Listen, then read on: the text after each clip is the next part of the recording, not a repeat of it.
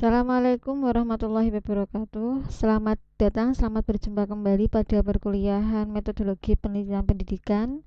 Saat ini kita akan belajar terkait dengan penelitian kualitatif ya. Kalau sebelumnya kita belajar terkait dengan penelitian kuantitatif. Nah, apa yang perlu kalian ketahui dalam penelitian kualitatif? Tentunya penelitian kuanti sama kuali jelas berbeda, baik dalam hal masalah yang diangkat, fokus, judul, dan teori yang terdapat dalam penelitian kualitatif itu berbeda dengan penelitian kuantitatif. Oke, sebelumnya kita bisa kaitkan ya pembelajaran pada kali ini dengan ayat Al-Quran pada surat An-Nur ayat 35, yang dimana di sini dijelaskan bahwa dalam surat tersebut artinya Allah pemberi cahaya kepada langit dan bumi. Perumpamaan cahaya adalah seperti lubang yang tak tembus, yang di dalamnya ada pelita besar. Pelita itu di dalam kaca, dan kaca itu seakan-akan bintang yang bercahaya seperti mutiara yang dinyalakan dengan minyak dari pohon yang banyak berkahnya, yaitu pohon zaitun yang tumbuh tidak di sebelah timur atau sesuatu dan tidak pula di sebelah baratnya, yang minyaknya saja hampir-hampir menerangi walaupun tidak disentuh api. Cahaya di atas cahaya berlapis-lapis, Allah membimbing kepada cahayanya siapa yang Dia kehendaki, dan Allah memperbuat perumpamaan-perumpamaan bagi manusia, dan Allah mengetahui segala sesuatu. Nah, intinya dalam ayat ini itu kalau kita kaitkan dengan penelitian kualitatif itu kan mendeskripsikan sesuatu ya. Salah satu macamnya dari penelitian kualitatif itu menggambarkan sesuatu secara detail. Dan salah satu ayat dalam Al-Quran ini adalah merupakan contoh ya bagaimana ketika kita nanti melakukan penelitian kualitatif itu kita harus bisa menggambarkan sampel atau objek yang kita teliti atau fokus penelitian yang akan kita angkat itu sedetail mungkin. Seperti itu intinya. Oke, pertama kita ke masalah dalam penelitian kualitatif. Kalau masalah dalam penelitian kuanti kemarin itu kan masalahnya sudah sangat jelas ya. Mau meneliti apa, misalnya hasil belajar, ya udah hasil belajarnya bagaimana, oh rendah perlu ditingkatkan atau perlu ada inovasi pembelajaran apa, kayak gitu tuh kan sudah jelas. Tetapi kalau yang ada dalam penelitian kualitatif itu bahkan permasalahannya pertama-tama itu katakanlah remang-remang ya. Remang-remang itu ya sesuatu yang tidak jelas di situ. Jadi misalnya gini, kalian ingin meneliti terkait sama motivasi belajar saat pembelajaran daring kayak gitu ya. Nah, itu kalian belum mempunyai gambaran yang jelas motivasinya bagaimana kayak gitu. Jadi justru dengan penelitian kualitatif ingin mencari motivasinya itu seperti apa sih kayak gitu ya. Nah, beda kalau yang kuanti itu kita awalnya sudah tahu. Oh, motivasinya memang rendah kok gitu. Kita sudah tahu itu. Tetapi kalau kuali justru kita akan mencari tahu motivasinya itu bagaimana. Nah, di dalam penelitian kualitatif masalah yang diangkat itu juga sangat kompleks dan yang paling penting adalah dinamis ya. Jadi kompleks itu dia misalnya kamu meneliti tadi motivasi belajar saat pembelajaran daring. Bagaimana gambarannya itu sangat kompleks. Jadi bisa juga dipengaruhi untuk oleh hal-hal yang lain ya. Tetapi kalau kuanti misalnya kamu mau meneliti pengaruh motivasi terhadap hasil belajar ya sudah jelas berarti kamu motivasi sama hasil belajar saja yang akan kamu ukur kayak gitu. Tetapi kalau di kuali tidak seperti itu. Apa saja yang mempengaruhi minat atau motivasi belajar dalam pembelajaran daring itu juga perlu kamu teliti. Bahkan nanti data-data yang terkait sama motivasi itu apa saja tidak dibatasi ya. Itu juga harus diteliti atau disampaikan. Terkait sama dinamis, yang namanya dinamis itu kan dia ini ya, katakan ya labil ya, bisa dikatakan kayak gitu. Jadi terkadang kamu mau meneliti tentang motivasi belajar tadi pada saat pembelajaran daring. Ternyata setelah kamu masuk ya melakukan penelitian, oh ternyata itu ada hal yang lain ya, yang tidak hanya motivasi, misalnya aktivitasnya. Nah, akhirnya kamu cenderung ingin meneliti motivasi sama aktivitas, karena ternyata aktivitas itu merupakan hal yang sangat terkait dengan motivasi, misalnya kayak gitu. Ya, bisa juga itu judul yang awalnya hanya motivasi, kemudian setelah masuk penelitian berubah menjadi atau berkembang ya menjadi ada tambahan aktivitas. Itu sah-sah saja kalau untuk kualitatif ya.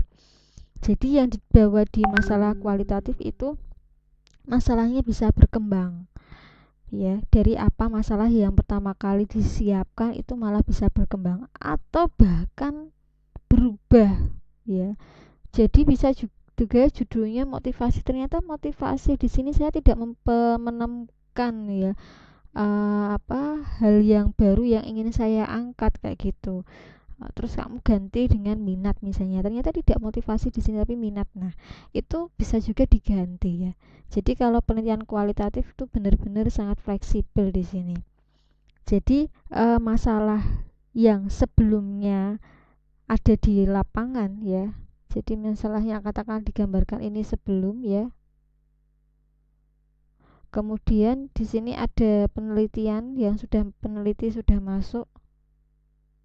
Kemudian ini adalah masalah yang akhir ya setelah. Nah, ini bisa juga ada tiga, ada tetap, kemudian berkembang, kemudian yang satunya adalah malah diganti ya. Iya. Jadi kalau kualitatif seperti ini. Lanjut ke fokus penelitian. Yang dinamakan fokus penelitian itu adalah batasan masalah ya. Kalau yang kemarin kalian buat di kuanti itu kan ada pembatasan masalah, kemudian ada identifikasi masalah. Nah, tapi kalau fokus masalah di sini, fokus penelitian di sini dalam penelitian kualitatif itu kamu ingin meneliti terkait apa sih kayak gitu ya. Jadi memang di sini adalah hal-hal yang menjadi konsentrasi atau pembatasan dalam melaksanakan penelitian yang akan dipecahkan dalam penelitian ini gitu. Kenapa? Karena kalau tidak ada fokus ya, karena penelitian kualitatif itu bisa sangat luas ya.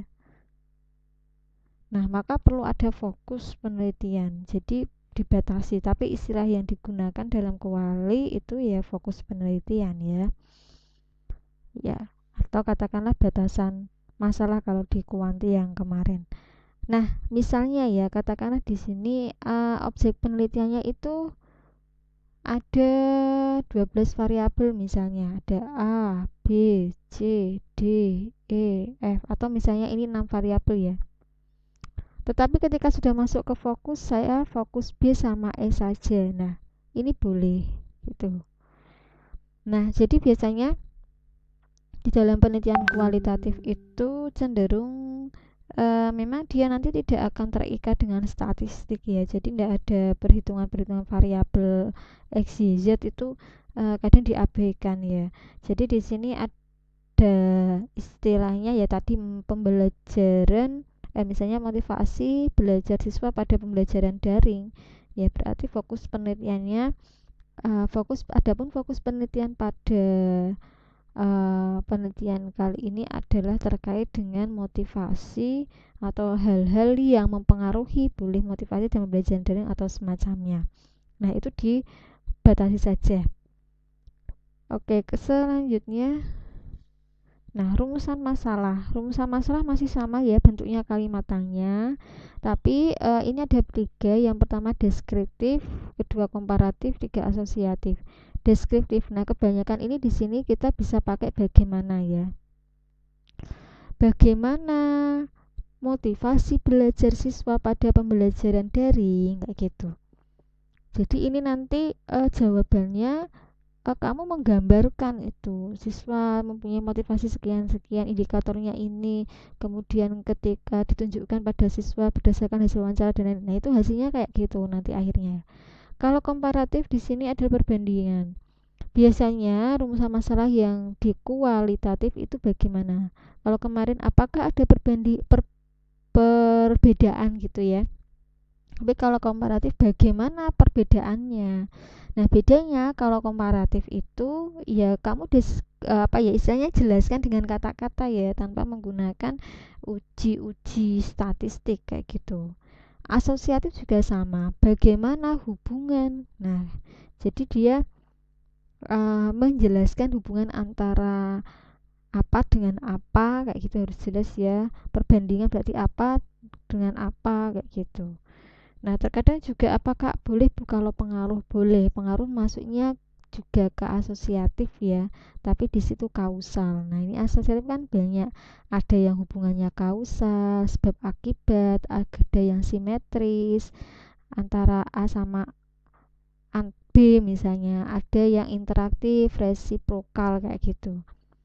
Nah, nanti tinggal menggunakan bab apa gitu. Jadi kalian kalau nanti sudah masuk bab 1 di rumusan masalah jangan sampai menyamakan dengan kuanti ya, karena kalau kuali itu katakan rumusan masalahnya itu bentuknya kebanyakan mendeskripsikan atau menjelaskan. Jadi boleh kalian menggunakan kata tanya bagaimana, entah itu bagaimana untuk menjelaskan bagaimana perbandingannya, bagaimana pengaruh, bagaimana hubungan, bagaimana keterkaitan, ya itu bisa dijadikan rumusan masalah. Tetap pakai tanda tanya ya.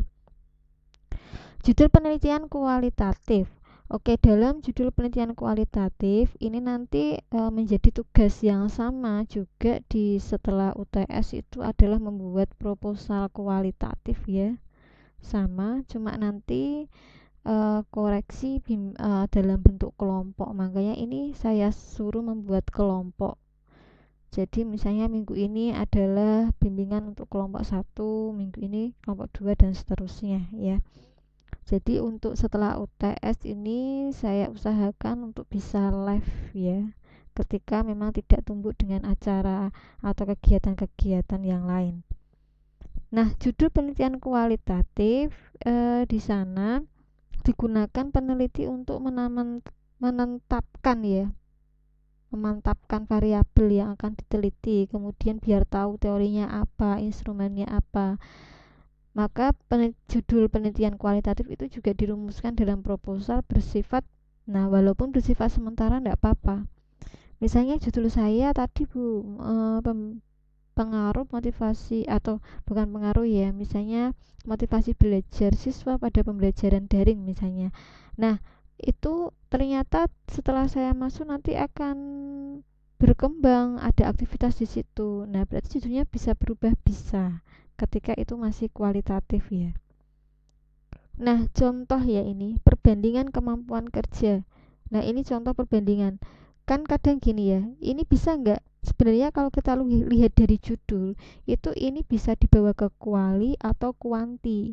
Tetapi ketika sudah mau di bab 3, dibaca di bab 3, maka sudah jelas itu kuanti atau kuali. Ya, jadi kadang itu adakah perbedaan itu boleh. Tapi kalau misalnya ingin lebih jelas itu kuali, biasanya bentuknya bagaimana? Ya, perbedaan kemampuan kayak gitu. Jadi terkadang jenis itu kuanti atau kuali tidak bisa dilihat dari judul, tidak bisa ya. Jadi kita perlu melihat di bab 3 atau metodologinya untuk bisa jelas itu kuanti atau kuali. Nah, ini ada bagaimana. Nah, ini bentuknya misalnya judulnya profil ya. Terus ini bagaimana. Nah, ini bisa dijadikan sebagai rumusan masalah. Nah, nanti rumusan masalah yang kalian buat itu maksimal 2 saja, tidak usah terlalu banyak ya. Nah, sekarang teori. Bagaimana teori dalam penelitian kualitatif? Tentu teori ini yang terkait sama judul ya. Jadi judulnya tadi motivasi, ya udah kamu mencari teori terkait motivasi dari jurnal kalau bisa ya, jurnal baik nasional maupun internasional. Nah, ini nanti kalau di dalam penelitian kuali tidak ada hipotesis ya, karena kan kita tidak bisa, tidak boleh itu menduga sementara hasil. Misalnya motivasi belajar siswa pada pembelajaran daring, kamu nggak bisa menduga-duga motivasinya itu gimana, nggak bisa ya, karena kuali maka tidak ada hipotesis. Nah, sekarang kalau untuk populasi sama sampel, nah populasi itu ya sudah tahu ya di awal ya, bahwa populasi itu katakanlah sekumpulan atau eh, wilayah generalisasi ya, yang terdiri dari objek atau subjek yang mempunyai kualitas dan karakteristik tertentu. Sedangkan sampel itu bagian dari populasi. Nah, ini harusnya sudah tahu ya, populasi apa, sampel apa. Nah, dalam kualitatif itu tidak menggunakan istilah populasi, tetapi dinamakan social situation. Nah, ini menurut ini ya, di mana di situ ada tempatnya, pelakunya, sama aktivitas yang terinteraksi secara sinergis ya. Kalau sampel dinamakan responden, tetapi sebagai narasumber, partisipan, informasi, teman, guru, dan lain-lain.